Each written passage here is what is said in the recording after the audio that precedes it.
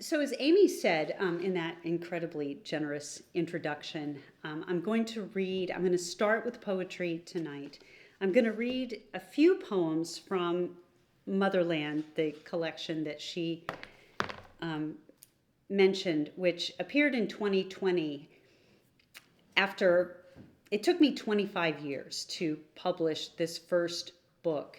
And as luck would have it, it came out in 2020 when everything shut down and there was nobody to read to. So I'm really happy to be able to take it out on the road a little bit tonight and read some poems. I'm going to move from that to poems from my forthcoming collection, Among the Living, which will be out sometime this year from Able Muse Press, and then finish with some short fiction.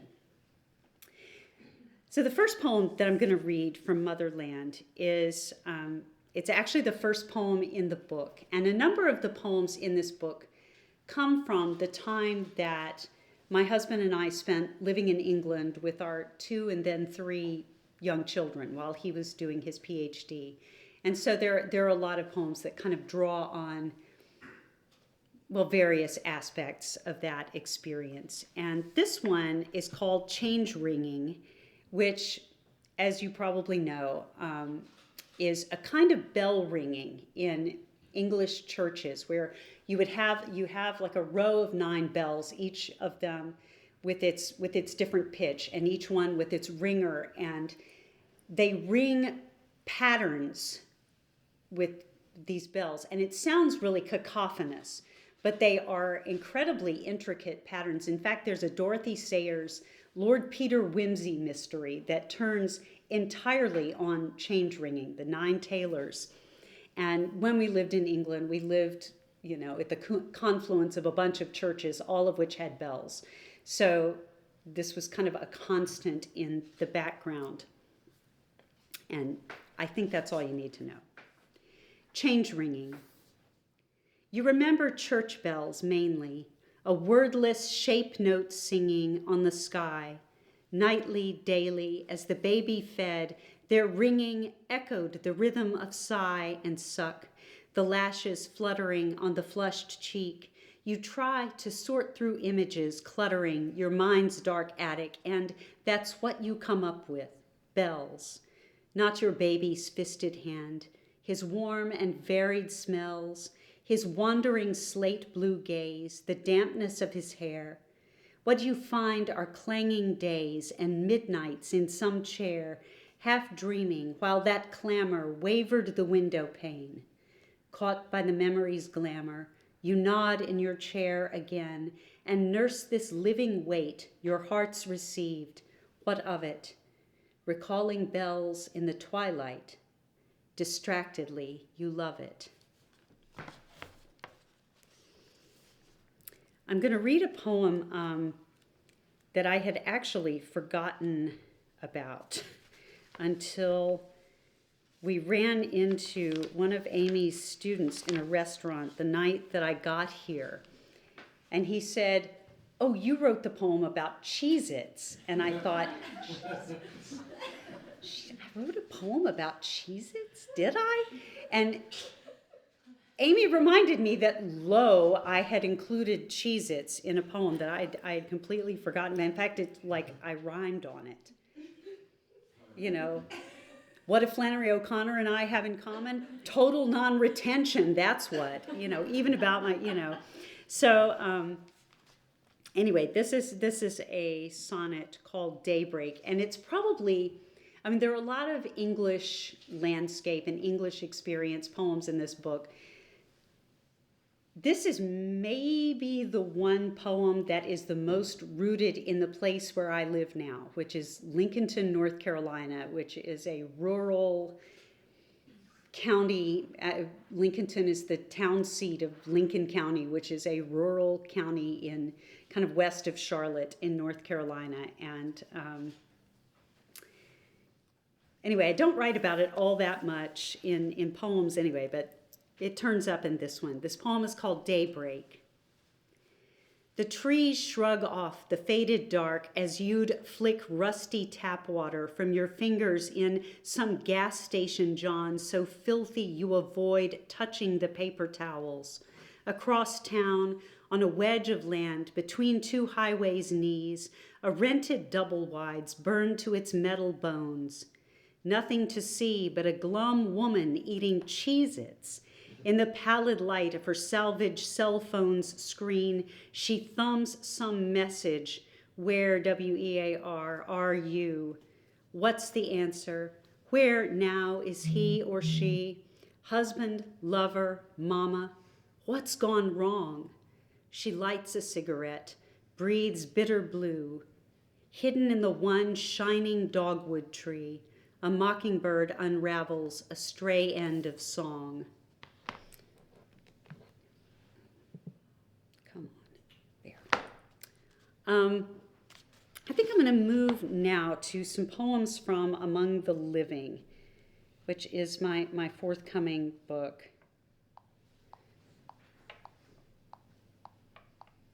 Which hopefully, is going to turn up here.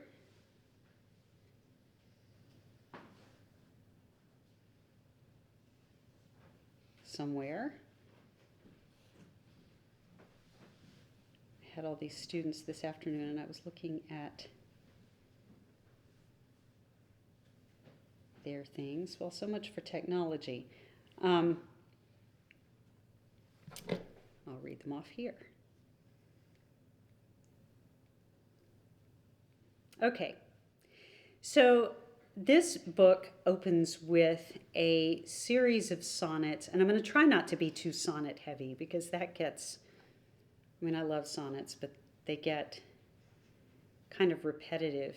But I'm going to read a few from this series called The Hermit's Calendar, or The Hermit's Year. What did I end up calling it? The Hermit's Calendar, in which I was writing a series of sonnets some years ago. I decided to do this for Lent. I've done it a couple of times where I've thought, okay, my discipline is going to be to write a sonnet a day, every day for 40 days. And, most of them are terrible, but there are usually a few that are salvageable. And this hermit character had turned up in one of those sonnets. And I had thought, okay, well, that's interesting, and forgotten about him. But then I thought, well, I'm kind of interested in this character. The fiction writer part of me thought, oh, here's a character who has a story, and I'm interested in him. And so I started writing more of these sonnets about him. And all I can tell you about him is that he is this solitary character who, for reasons that are never really made explicit, has decided to end his life in this solitary place in the mountains. I partly just wanted to write the North Carolina mountains because I love them, and this was a good excuse. And it was a good place to kind of plant him. And it was also a way to write about, some theological things that if I had just tried to make them first person or something, I couldn't have done it. But if I made it part of this character's experience, that was a way into, making art of something, that I could make it a part of this alter ego's experience. So I'm going to read just a few of those. This is the first of that series, The Hermit as Work of Art. He does not know he lives inside a poem. To him, it's just the world, with trees, a creek. His ridge holds back the first light. That I know him does not occur to him. The townsfolk speak of him offhandedly, him yonder. They don't study him. Hidden he goes about his steady, metered, silence-boundaried day. A waste, they maybe think. But I who set him here think well of him. He never bores me with his repetitions. In his form, an everyday fixed round of prayers and chores, he lives, a world himself, subject to storm and change. I sow a man and reap surprise. He knows the ridge. Beyond the ridge, sunrise. Let's see, what was I going to read?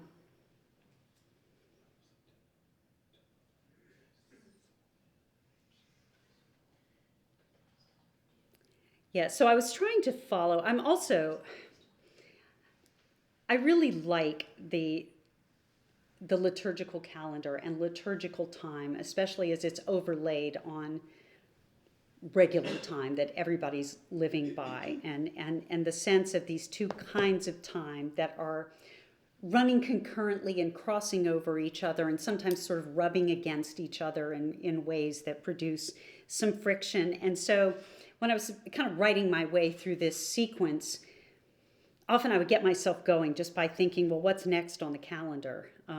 Or, what haven't we done? And I'm actually fast forwarding through the seasons to the autumn, to September, and the Feast of Michaelmas, Feast of St. Michael, which happens at the end of September. And again, the hermit is experiencing all these things in his isolation and in the natural world around him, to which he is as much alive as he is alive to spiritual realities, and that those things often kind of sacramentally overlap. So this poem is called Michaelmas. These autumn afternoons, black thunder showers break above the ridge to rinse the dust from slanting light. The last pale tattered coneflowers mourn at the hermit's door. Before first frost, the rain makes everything intense with life. Today he sees a doe and half-grown fawn browsing his ruined garden. In one bright, brief glimpse, the world holds still. They dapple and darken on his vision, are more there to him than his skin. His heart is lost to them. Charged, electric, this world's more real than human minds imagine. Its pure, unseen intelligences shock him into knowing more than he can know. The deer depart. He does not see them go. I'll read the poem that actually started this is the one that I wrote in, I think it was 2012 when I was writing this whole Lenten series of poems. This is the poem in which the hermit first made himself known to me. And this poem is called Copperhead. Alone on his ridge, in cool, thin evening sun, the hermit finds it, a hatchling copperhead, sluggish in the woodpile. Against his better thought, he reaches down, takes hold, a new hatchling whose pointed, pale head he grips at its base. Seeing it yawn imprecations, thrash its chilly tail, he thinks how far he lives from anyone. Who should live? The world seems made to pose this question. Whom should death bypass today? The hermit holds his snakelet like a rose, quick and thorny. Can he cast it away? It glares at him, each golden eye a ray of calculation. Who should live? Who join the dead? He blacks his thumbnail, hammering in its head. So I guess we know who wins that one. The next poem I like, just because another thing that I love I love birds generally, but I love owls. There's nothing more exciting to me, than I'm walking the dog late at night and there's an owl in a tree that I can't see and it starts talking. I just find them, I know I'm not like, this is not original. Lots of people find owls magical, and I am one of that number. And the hermit kind of does too. The hermit hears owls. Two of them are talking in the woods. The night so still and bright with moon that he lies staring on his pillow. Almost its words he hears tossed back and forth from tree to tree. Almost its wind whose wings slip past the window, wavering the light.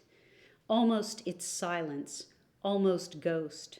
From bed he sees the shadow pass bodiless across the whitewashed grass. Now from the nearest hemlock tree it calls, again is answered distantly.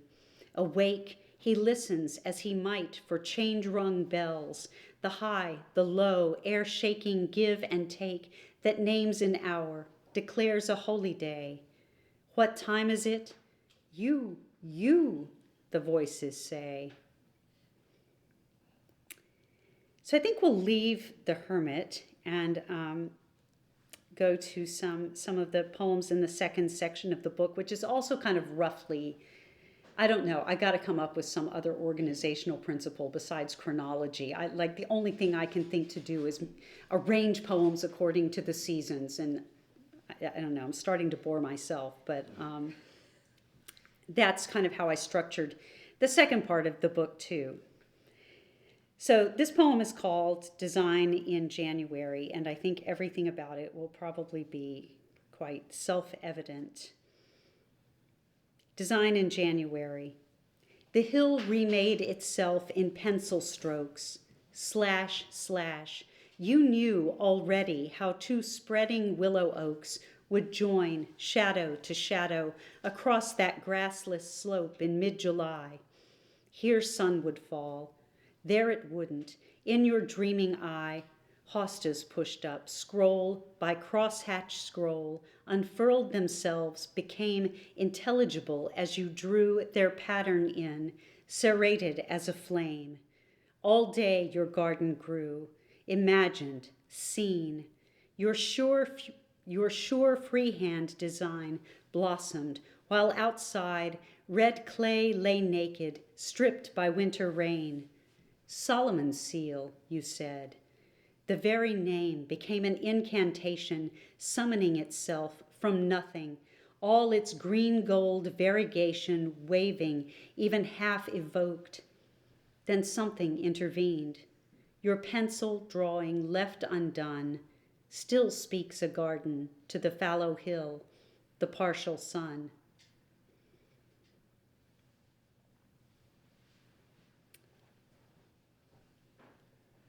This poem is called Chaos Theory, and this is my, brief pretending to know anything at all about physics. The only thing I really I know as much about chaos theory in physics as you can learn on Wikipedia.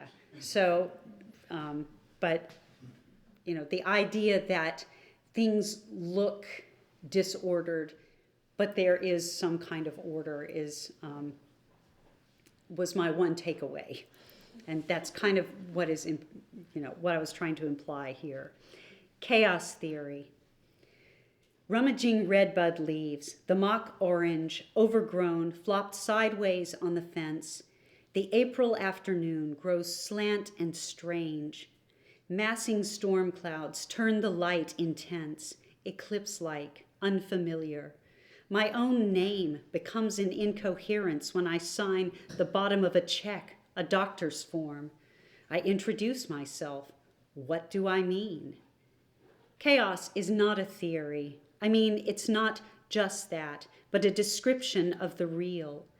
Patterns and repetitions in the knot we call this life defy our patient skill to pick it open, tie it back together in some way that makes sense to us, to us who try to read the weather.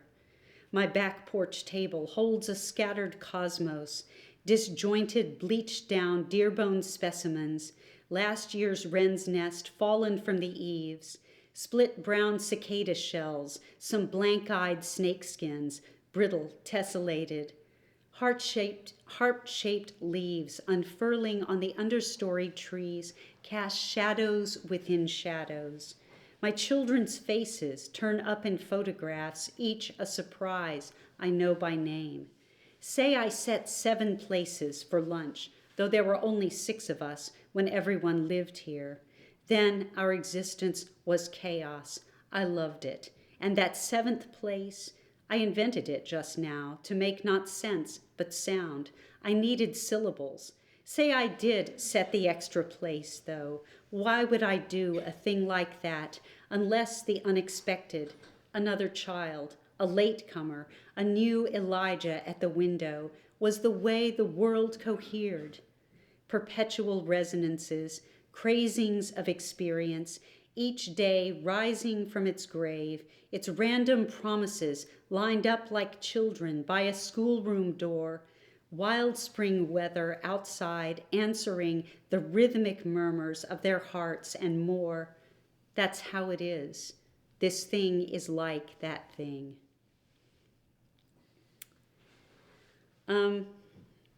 Let's see, what shall I do?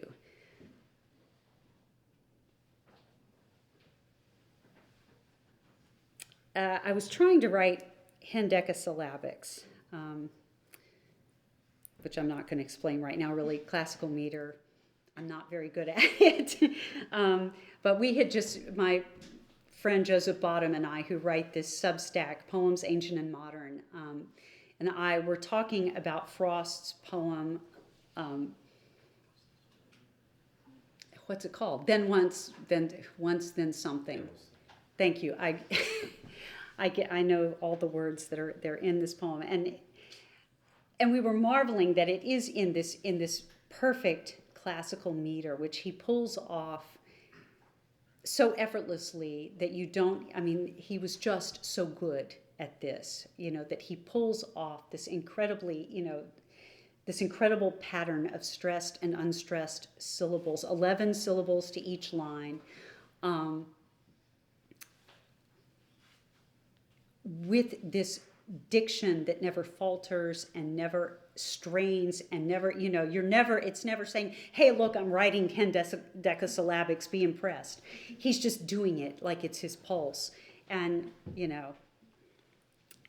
I liked that meter. So I started trying to write them, and I didn't really succeed, but I liked the poem that I got out of the exercise anyway. And this is another, I keep thinking I'm through writing poems about England, but this is another one that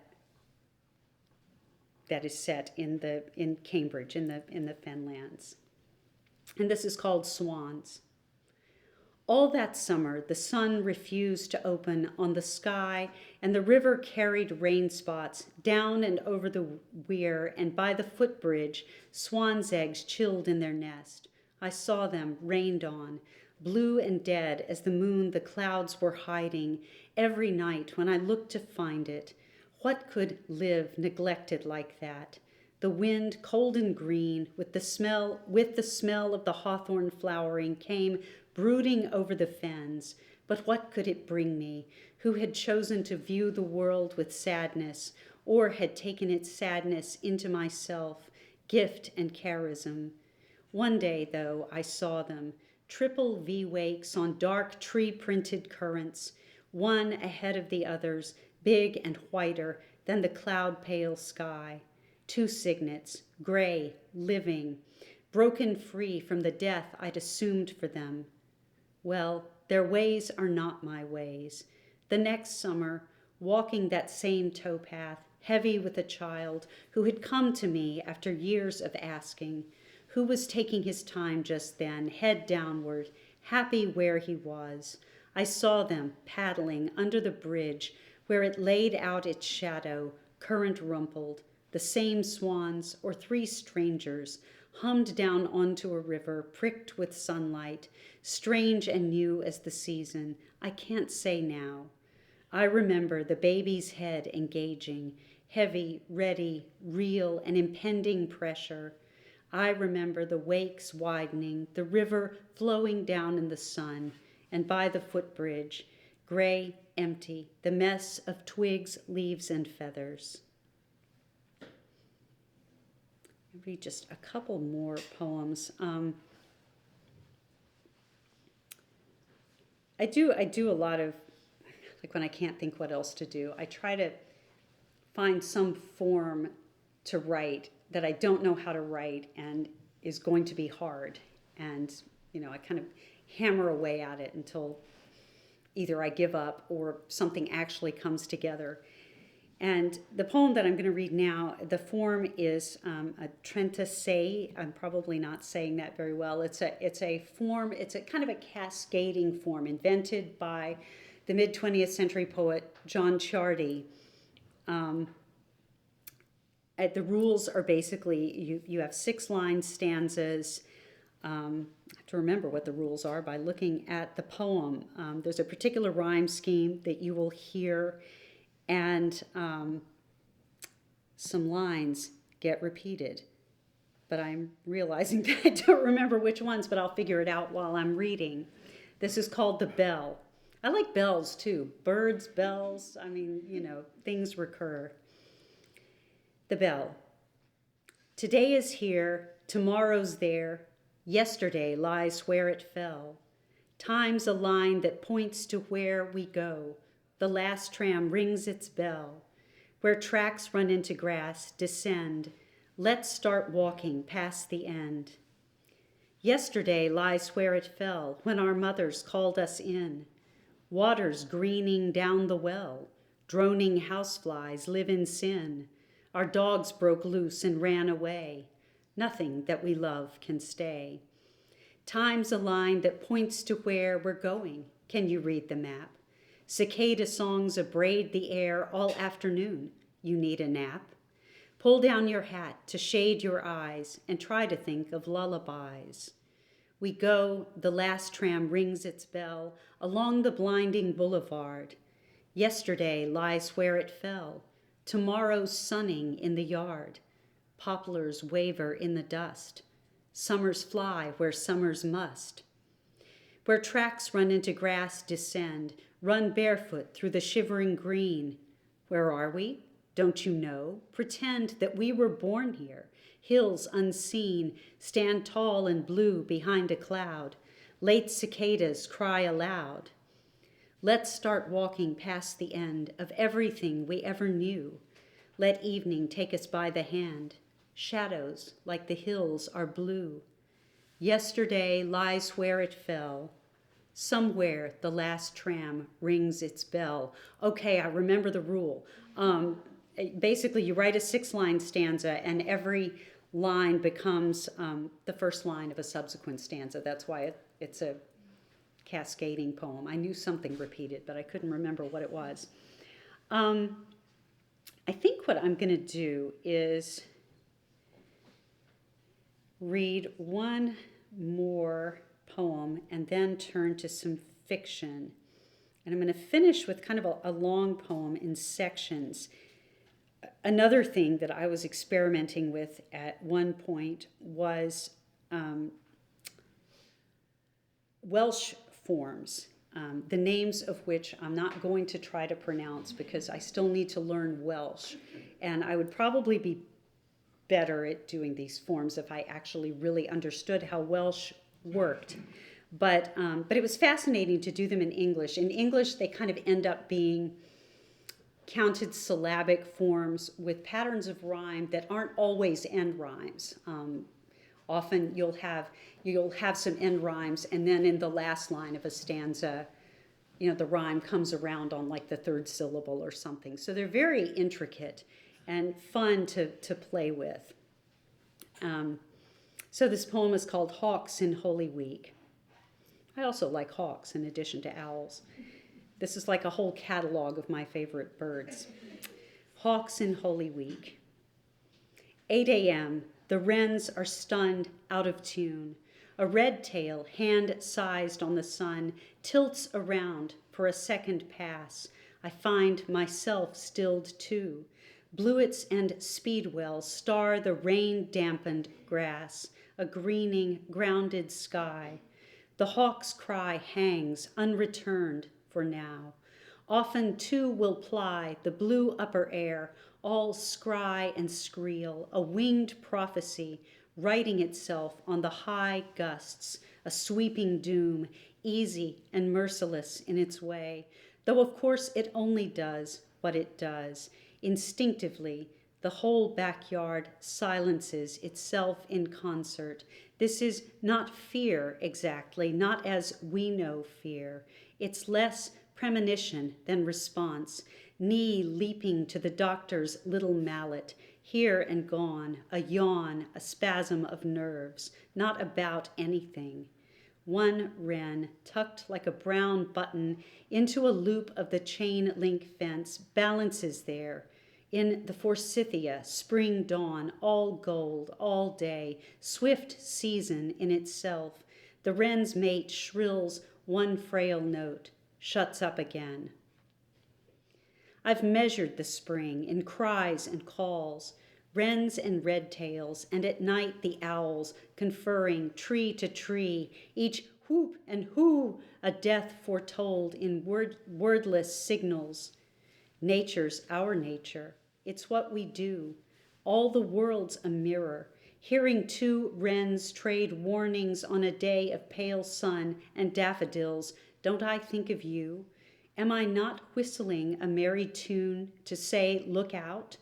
When the gibbous moon presses its white face to the sky to gaze at us through the long afternoon, do I not expect some chancy grace to pass between us two in this place looked at so briefly? Night falls and we see darkly. Lit by owl calls, deepest space opens above us, star-pinned, empty, or so it appears from here. Are we that part of nature that must consider itself? Apart from nature, more free and more doomed. Hear wrens, owl gossip, hear the moon's silence speaking. We infer what it says, meanings clear as all these birds who pronounce no words that reach us here. Again, the hawk circles back, inscribing the whole sunny neighborhood, houses, woods, pine, scrub oak, privet, ravine where some kid could pretend to get lost, house roof and tree roof swept away, secured by gravity in his eye. He sees both the sloping curve of the world and the hare's bold foray, bursting from some old tangled forsythias in the backyard, cane-caverned, all fool's gold. Now the wide-eyed fool, pressed hard by who knows what impulse, reveals white feet, all nerve, all speed, ill-starred. He shows himself to the light. One flash is all. He never sees the dive, strike, snap, riving wing beat, stagger on air, the struggle to rise, the torn body's empty dangle, his own, from lawn to barren skies. I love the red-tail, owl and wren. I love the startled hare, his den in forsythia. My tall hound flushes him and runs him to ground beneath the tool shed. I love, too, the hound in flight, his fluid blue shadowed coat, his leap, his knelling cry. Oh, love, all loves excelling, this minute there is nothing I love more than life, this life. The sky, where the red-tail's hunting call curls and fades, is life. The stars' white whorls, unseen beneath this sun's bright scrim at noon, life. Pale larvae that swim the bird bath, letter S, backward, forward, mirroring and mirrored, life. All this I am called to love as I love myself. Do I love myself as I love air or birds, the fleeing hare? Where are the words for the space where the hare has been and is no more? The empty green, the parting blue, the red tail small in the sky, the dog on the trail, nose to the grass, smelling what's gone, reading messages in the lawn. On this new morning of threatened rain, every spring is like this. Again, birds call in the brevity between distant thunderings. A silence, then a hilarity of song. Death and life have contended. Small, the old strife goes on, repeating itself. Camellias pulse, red, red, red, red, insistent as my own blood, pulled river-like to seas it never reaches in this world. Has a Holy Week ever felt so storm-pressed? I can't remember last year, when it does begin raining in earnest, so that the only songs, the insistent pat on shining camellia leaves, what story does it tell? The end, exit, God. On Good Friday night at Tenebrae, light dies away. New light steals in, quiet, almost unannounced. Only unseen, in the sacristy, a clatter, one dropped sound, as of a tomb ceiling stone not rolled, but shattered, the dead man gone out of the world and softly returning, on wounded feet, burning. His flame again pierces the dark as the red tail's cry draws its talons down the luring sky, and everything stills. Stooping, that eye marks the mourning dove, the brash blue jay that starts from cover. Once the storm weather clears, I'll find feathers scattered, blue or gray, across the grass. I'll see again how this world keeps remaking itself, show and tell, today, always. Hand meet plow, plow meet furrow, raptor prey. Allow these ends. In them something begins. Hawk, look down. In your eye, all of us are now. I'm going to turn now, in the few minutes we have left, to a little fiction. I'm going to read excerpts. I won't read the whole story from one of a cycle of story. I guess I'm kind of obsessive. I do lots of things in cycles. And once I write one thing, you can't eat one potato chip, right? In this collection of short stories, there's a series of linked stories about a family. The mother, Caroline, who is in her mid-60s, I guess, a little older than I am, although she ages through the course of the stories. Her husband, Cash. Their children are John and Amelia. And in this story, which is the first of the Caroline stories, a catastrophe has befallen them. And this recurs through these stories, that John, their son, has disappeared. And, they found his car parked by a bridge, and they can only presume that he's jumped into the river, but they never know. And this story opens, I'm gonna skip over some parts, so it's worth saying that this story opens sometime in the year after this event, about a year later, in the winter. The story is called Doing Without. Caroline awoke in the dark. Cash had unspooned himself and gotten out of bed. Her back was cold. Struggling up from the pillows, she saw him standing at the window, peering around the edge of the curtain. "What?" she said. Cash held up his hand. "Shush a minute." "What time is it?" "I said shush. I'm trying to listen." Caroline rolled over and looked at the clock. Just past 4, on a morning in the week between Christmas and New Year's, dark as dark as dark. Lying back on her pillows, Caroline listened to the silence, straining to hear the little watch-ticking noise that meant sleet. Usually weather was what Cash got up to see. After a moment, she whispered, "I don't hear anything." Cash glanced at her. "No? Listen. I keep thinking I hear footsteps." "Inside?" Caroline's whisper was shrill with alarm. "No, out there, on the driveway. Listen." Obedient, she listened. Their bedroom, on the south side of the house, abutted a narrow plot of raised bed gardens, tangled now in their winter neglect. If she closed her eyes, she could see the asparagus fronds coated in opaque frost, impossibly fragile. Beyond the garden beds lay the narrow gravel drive with its deep puddled ruts. Cash was always about to have it leveled and re-graveled. Now, as she strained to hear what he heard, she thought she did catch some sound, a crisping and scuffling, as of someone walking among fallen leaves. She sat up. "Do you see anything?" Cash shook his head. "Well, it can't really be somebody. The dog would bark." As if in reply, her brindled dog, Fisher, on his bed in the corner, whimpered in his sleep. His paws twitched. Cash said, "That dog would bark if he felt like it." He had not approved the acquisition of the dog.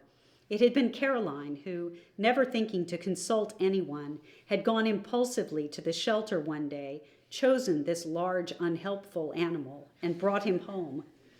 "Well," she had said, "I need the company. The house is too empty."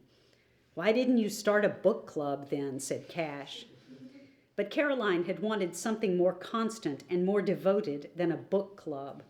Anyway, the company of women tired her, and she had never had a dog. She had felt that if she were ever going to have a dog, before it was too late, she had better act swiftly. Now the consequence of her swift action twitched his paws again and yelped, blowing out his lips. Cash grunted. "Why don't you come back to bed?" said Caroline. "I'm wide awake now. I think I'll go read in the den." Caroline lay down again, but now she too was wide awake. She heard Cash switch on a lamp and settle himself into his leather recliner with a sigh not unlike the dog's. He coughed twice. His cough was a bark. "Are you all right?" she called. "It's just this tickle in my chest, like I have sometimes." He coughed again. The house was so quiet she could hear him turn a page in his book. She closed her eyes, but now that she wasn't trying, she kept hearing, too, that scuffle in the leaves she'd left unraked back in the fall. A raccoon? A possum? The wind kicking up? "Cash Mallory," she called. "Yes, ma'am." "I hear it." "Told you." "You don't think it's somebody, do you?" "You said the dog would bark." "Well, but—" Again she sat up. This time she flung back the covers, gasping a little. The room was cold. Groping around, she found her thick woolly cardigan and thrust her arms into it, buttoning it over her nightgown. Feeling with her feet, she located her slippers. Then, as Cash had done, she went to the window and pulled aside the drawn linen curtains. At first she saw only darkness. Then, as her eyes adjusted, the house next door appeared, a sloping blackness on the sky. She stared at the driveway until she could make out the sheen of puddles in the ruts, the stiff stalks of kale gone to bolt. Rustle, rustle went the leaves, but she saw nothing more. As she turned from the window, letting the curtains fall too, the dog jerked awake.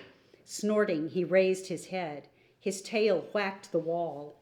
When she left the room, he rose and followed her. Click, click, click. She went into the den and found Cash in his chair. He looked up impatiently from his book. "What are you doing out of bed?"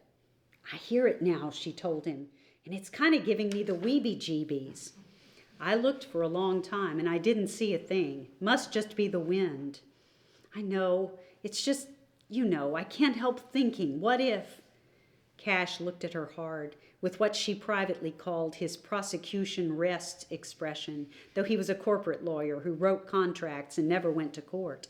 It was silly, what she thought sometimes, silly and childish. Still, she thought it. "Don't," Cash said now. "Don't even start." Caroline stiffened. "Start what?" "Whatever in your mind you're fixing to start." His gaze returned to his book. "Better just not even think about it." For something to do then, Caroline went to the kitchen, the dog at her heels. Her hands were shaking, and she had to take hold of the counter and breathe deeply, in on a count of 4, out on a count of 8, before she could begin making coffee. So what that it wasn't yet 5 in the morning? They were up now. She wanted the business of coffee making, the warm smell, the wincing pleasure of the first black mouthful.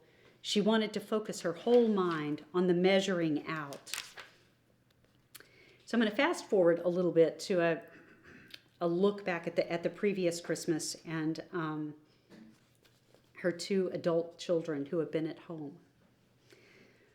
All that Christmas, Caroline had been worrying about Amelia, not John. Amelia, always bristling, sparking with energy and the promise of outrage, had seemed tuned up just then into a different key altogether.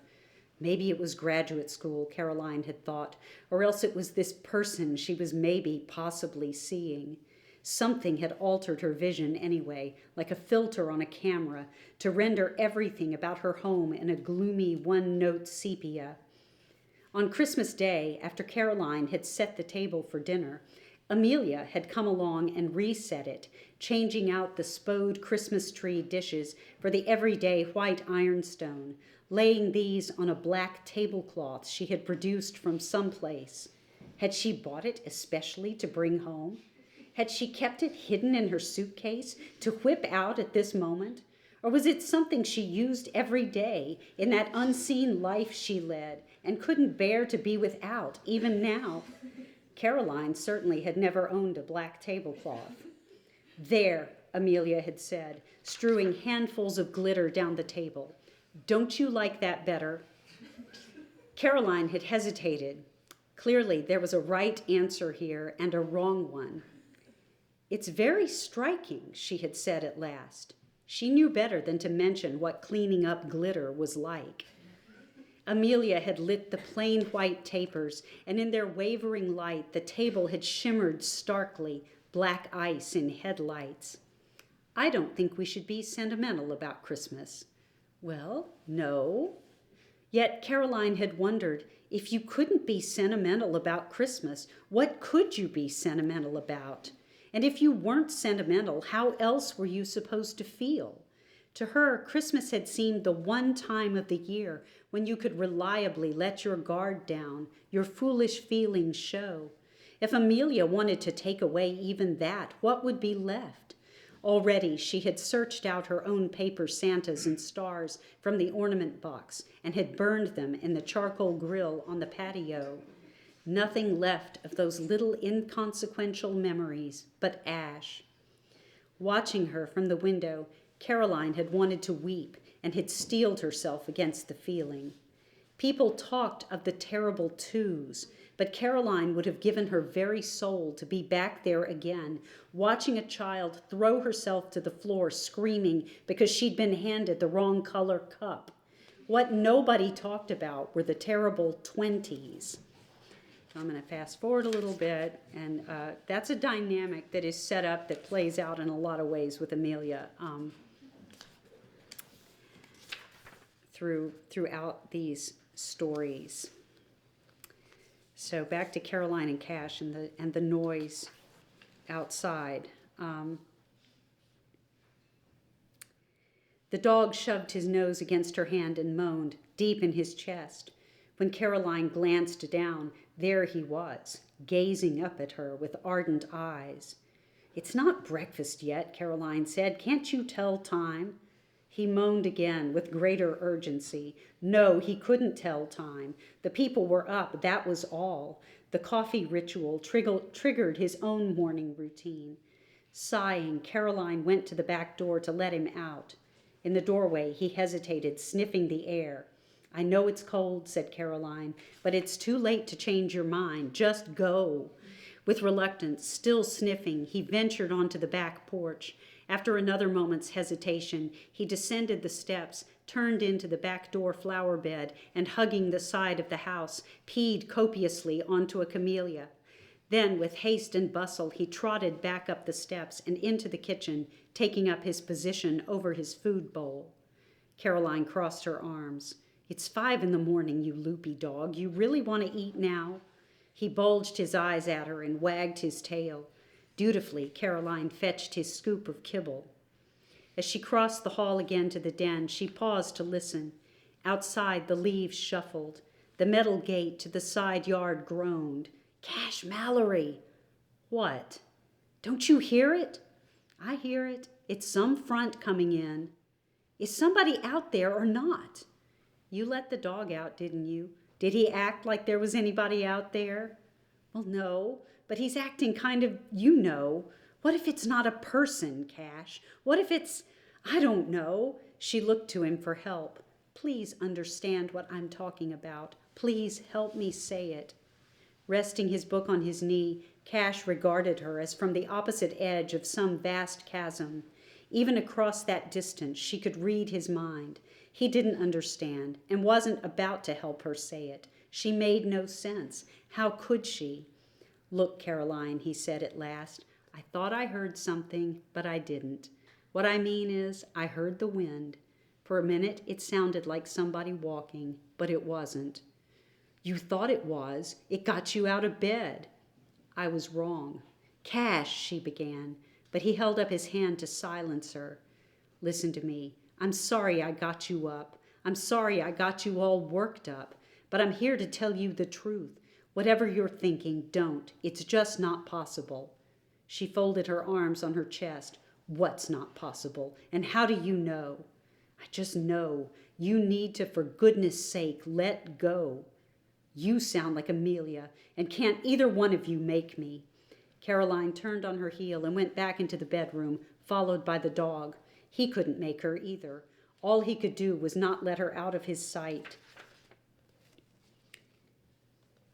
Clearly now, she could see the gray gravel drive, the brick wall behind it that divided their property from the neighbors. The wind was stirring. She could hear it rattle the stalks of banana pepper and tomato that she hadn't bothered to pull at the first frost all the way last fall. It was an empty sound. Out there, the drive was empty. The new day cresting over the empty treetops, empty. What she had hoped, or feared, or both, had melted away into the morning. What if I'm left with this, she asked herself. What if this is it for the rest of my life? But what did she mean by this? Was this simply a matter of waking every day to absence and steeling herself to keep doing it, turning her mind to things of this world, insisting to herself that they were real and she could trust them, not believing a word of it? Until Cash put his hands on her shoulders, she didn't know that she was crying. She had thought she was out of tears forever, but apparently the supply was inexhaustible. Apparently, too, they came so naturally to her that she could taste them on her lips and not know what it was that she tasted.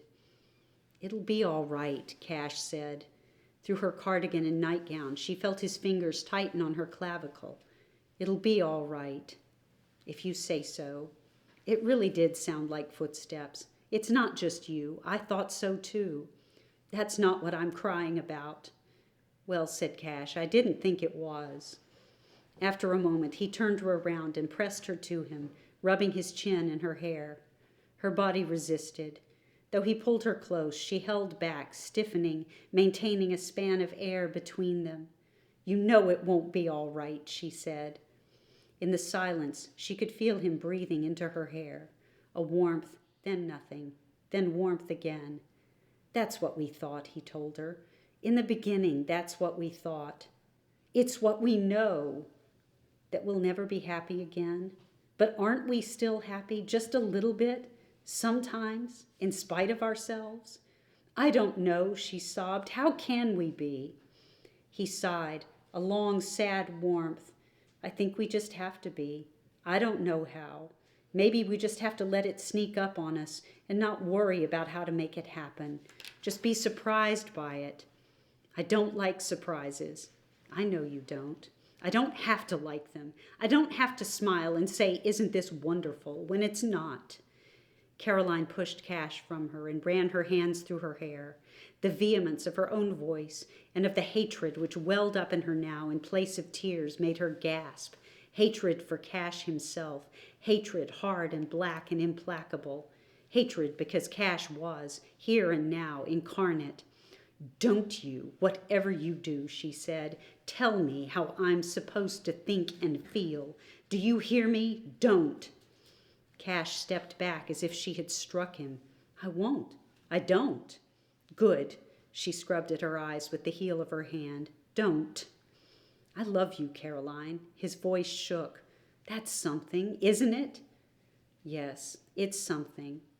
Not enough, she did not say. Still her anger fell from her. Suddenly she was exhausted.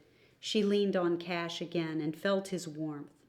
For a while they stood together, watching, for lack of something better, the blank, drawn curtains through which the rising light was steadily filtered.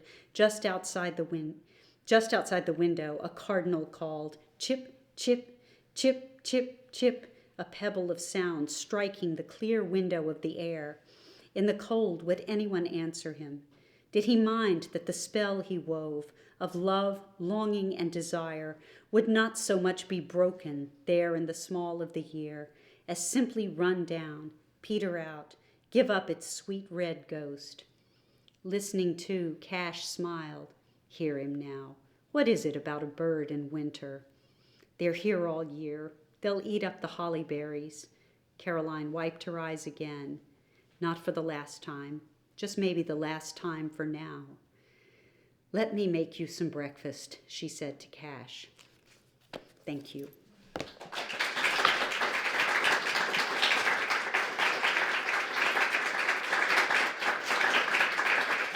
I have probably gone over time, but if... Are you okay entertaining any questions? I am absolutely okay entertaining any questions if people will be entertained by my entertaining questions. Any questions for Sally? End with the fiction? Yes. Yeah. Well, I was wondering where you learned to write. I mean, at home.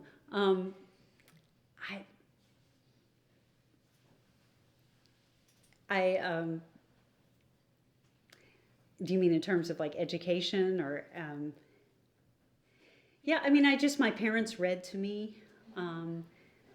I used to tell myself stories before I could read and write. That was how I entertained myself, was to, like take a puzzle piece and go off in the corner and make a character out of it. And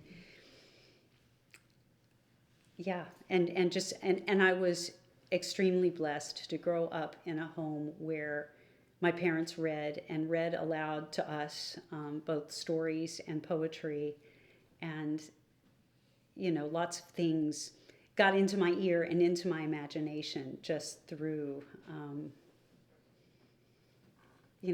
that dedication that my parents had to words and the enjoyment of them. So, I mean, that's probably the answer. I mean, I think that's where, I mean, you just like start with proclivities, right? But, I mean, I just think being fed language from the beginning is how you learn to use language, however you're going to use it.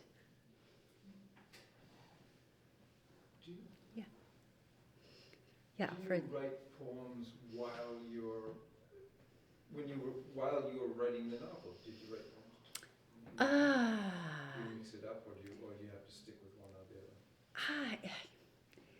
I kind of always have a bunch of things going on. I'm really scattered, and I'll get bored with something, or I'll hit the wall with something, and I always have to have something else going so that I can turn to it when I've hit the wall with one thing. And I mean, I guess with fiction, eventually, especially with something longer like a novel, I mean, at some point you just do have to push it through, and it kind of takes over for a while. And so I guess there was a phase when I really, really, really was just writing fiction. But I'm always writing poems on the side, or at least, trying out forms or something, I mean, it's kind of just what I reflexively do. But yeah, fiction can obliterate things, Yeah. Seems to me you almost have to step away from your own life for a while to write fiction.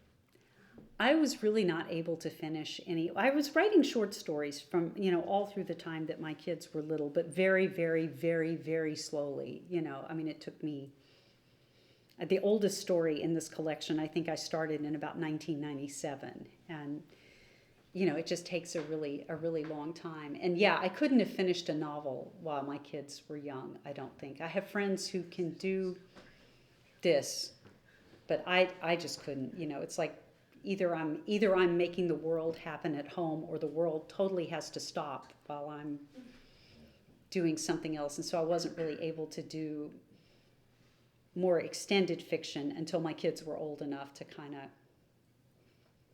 manage themselves a great deal. Because yeah, it was kind of like, well, okay, are we just not going to eat for a month, or what? Where is she? She's in her room writing. I guess we'll starve. So yeah, I've gotten a little better at balancing all of that, but it was tough for a while. Yeah. So I noticed you have a lot of kind of themes that appear in a lot of the poems that you read, like kind of looking back and remembrance and kind of the relationship between like birds and humanity and stuff like that. And those are really deep and profound themes. And I was just wondering, like, I don't have a lot of knowledge of different kinds of poems and meter and all that kind of stuff. But is there some sort of way that you convey those themes better through like one kind of poem, one form of poem, or in another, or is that kind of too broad a question? They just keep turning up.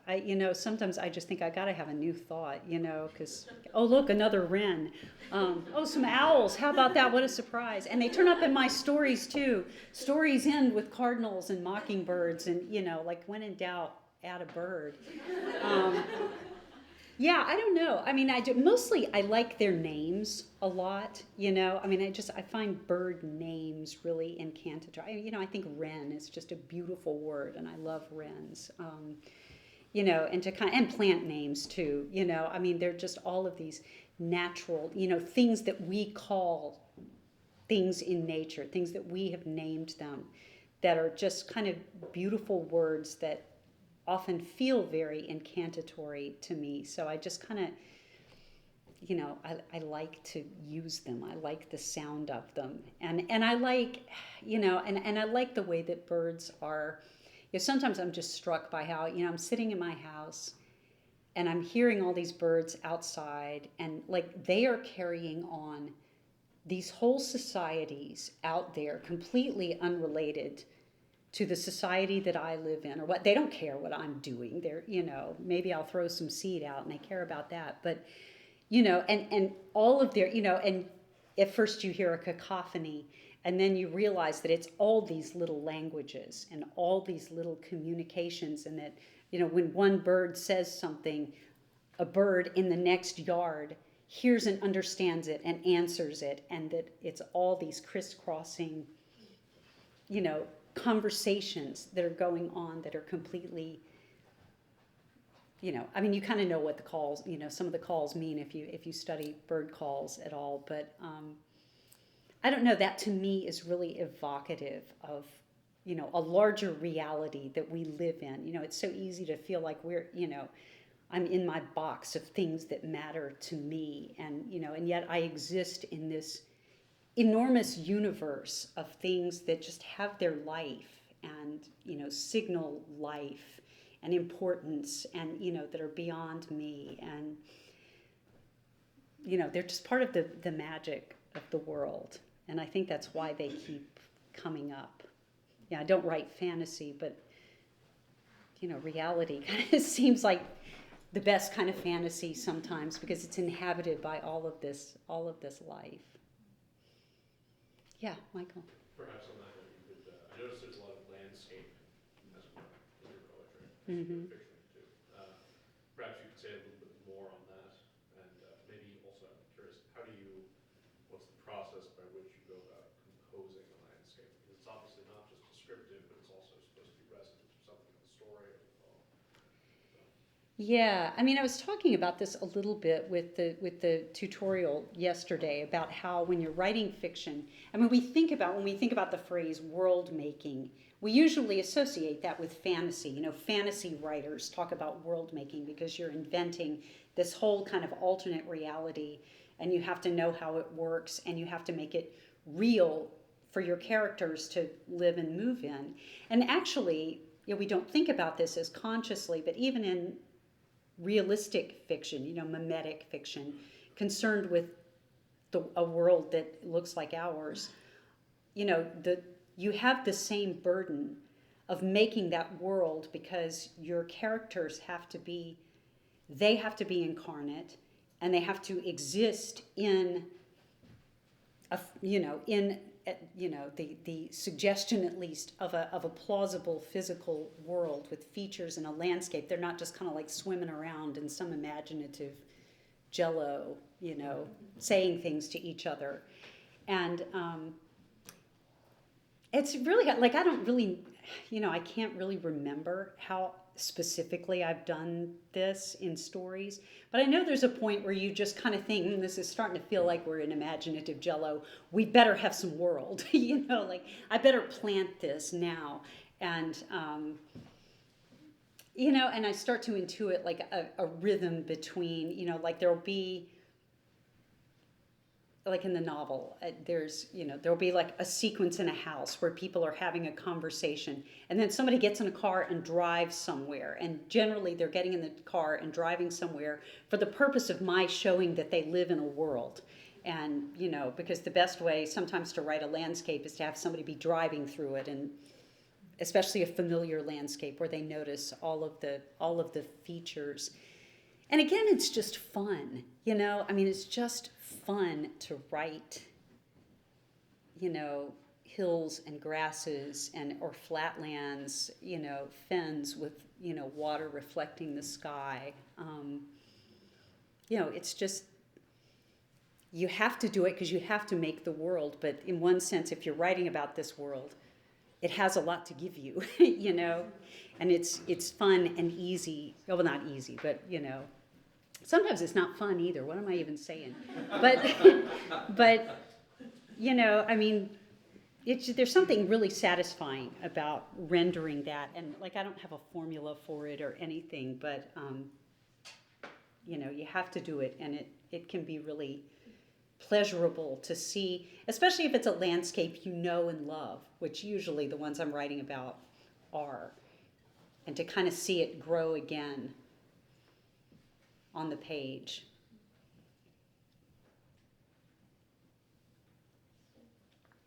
Yeah. I was thinking about the loss and kind of the hard emotions that were in the short story. Right. And I just feel curious, like when you're exploring that kind of thing, is it that you all the way go there and try to feel the loss that the characters are feeling, or is it like writing about it is a way to kind of hold it at arm's length and imagine what it's like to feel those things, like especially about the harder. Yeah. Well, probably. I have a number of, I have not experienced that kind of loss, but I have a number of friends who've lost children at various, from stillbirths through young adult children, and, people whom I have been close to, and, close enough to see their grief and feel, and like you feel helpless. What can you do for somebody, right? All you can really do is, try to feel with them and, pray for them. And, I don't know, but those, without wanting to like appropriate somebody else's experience, I just, and I have seen, I kind of wanted to bear witness to that. So it was something, it was like like my friend could not have done this for a variety of reasons, but, like I had enough distance that I could write about it. Like if it had happened to me, I might never write again. I don't know, but, it is imaginative, and it is, I think I felt it more like the first time I ever read that story out loud. Like, I just about cried reading it.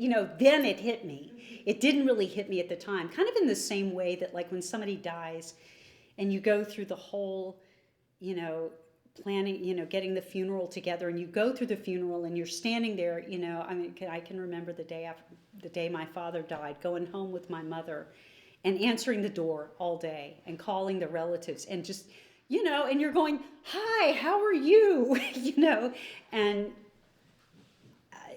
And you're just kind of on this shock autopilot that, your nervous system seems to kind of power you through those awful days somehow in this bubble where you can talk to people and host them at your house and, all of that. And in some ways, this like writing about something like that is almost kind of like that. It's like you couldn't write about it if you were feeling it too much, but you're almost in that, somehow your imagination puts you in that bubble, and you can, so that you can make something. And it's only later that you go, oh, like I'll close this reading with this cheerful story, and I just, I just love Caroline and Cash as characters, and kept writing about Caroline particularly. But, it's only later that I just, like, what this was really about came home to me.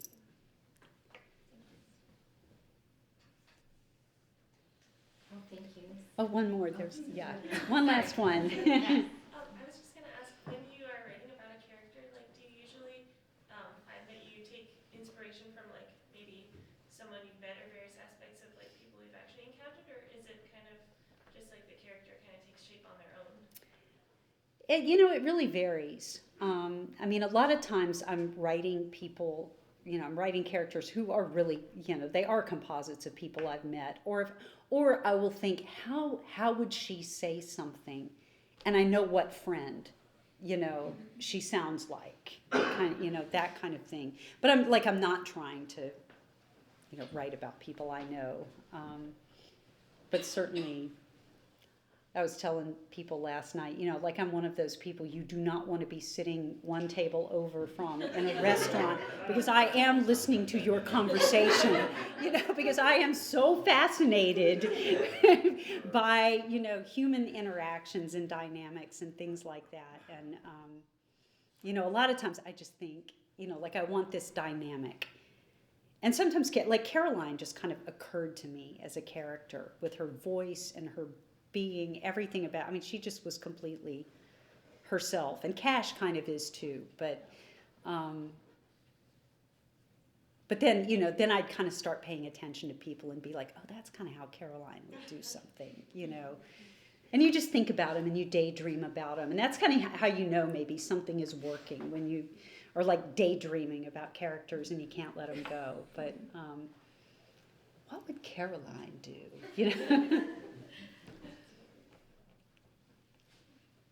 Well, thank you so much. Well, thank you. Thank you all for your patience.